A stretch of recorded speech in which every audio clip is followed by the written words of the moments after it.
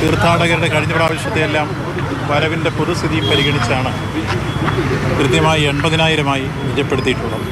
അതിനിടയ്ക്ക് പിന്നീട് spot booking കൂടെ വന്നാൽ നമുക്ക് നിയന്ത്രിക്കാൻ കഴിയാത്ത രൂപത്തിലേക്ക് വരും എന്നുള്ളതാണ് പൊതുവിൽ മുൻ വർഷങ്ങളിലെ അനുഭവങ്ങൾ വെച്ച് വിലയിരുത്തിയപ്പോൾ പോലീസ് റിപ്പോർട്ട് അടക്കം വന്നിട്ടുള്ളത്.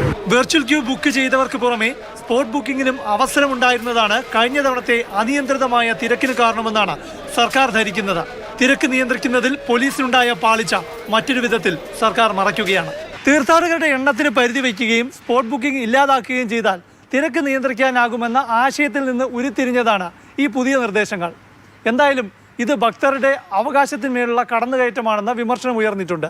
അതുകൊണ്ട് തന്നെ ഇതൊരു രാഷ്ട്രീയ പ്രശ്നമായി മാറിക്കഴിഞ്ഞു. യഥാർത്ഥത്തിൽ ഈ ഗവൺമെൻറ് എങ്ങനെ തലതിരിച്ച് ചെയ്യാൻ പറ്റും എന്നുള്ളതിൻ്റെ ഗവേഷണം നടത്തിയിട്ടുള്ള ആളുകളാണ്. ശബരിമല പ്രവേശനം സംബന്ധിച്ചും ശബരിമല അയ്യപ്പ ഭക്തന്മാരുടെ സൗകര്യ വർധനവിനെക്കുറിച്ചും യഥാർത്ഥത്തിൽ ഈ ഗവൺമെൻറ് ഇന്നും ABCD പഠിച്ചിട്ടില്ല എന്നുള്ളതാണ് സത്യം. സ്പോട്ട് ബുക്കിംഗ് ഒരു കാരണവശാലും പുനഃപരിശോധിക്കില്ലെന്ന വാദം തിരുപ്പതി മോഡൽ ഉന്നയിച്ച് ദേവസ്വം ബോർഡും സർക്കാരും ആവർത്തിക്കുന്നു. അതിനാൽ വരും ദിവസങ്ങളിൽ എതിർശബ്ദം ശക്തമാകും.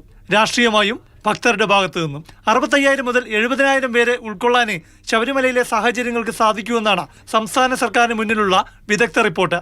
ദേവസ്വം ബോർഡിന്റെ ആവശ്യം പരിഗണിച്ചാണ് 10,000 കൂടി വർദ്ധിപ്പിച്ച് 80,000 പേർക്ക് ദർശനം അനുവദിച്ചതെന്ന് ദേവസ്വം ബോർഡ് പ്രസിഡന്റ് വ്യക്തമാക്കുന്നു. എന്നാൽ സ്പോട്ട് ബുക്കിംഗ് ഇല്ലാതാക്കിയ സാഹചര്യമാണ്.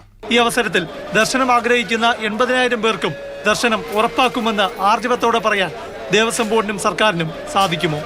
പ്രശാന്ത് കൃഷ്ണ, മാതൃഭൂമി ന്യൂസ്, തിരുവനന്തപുരം.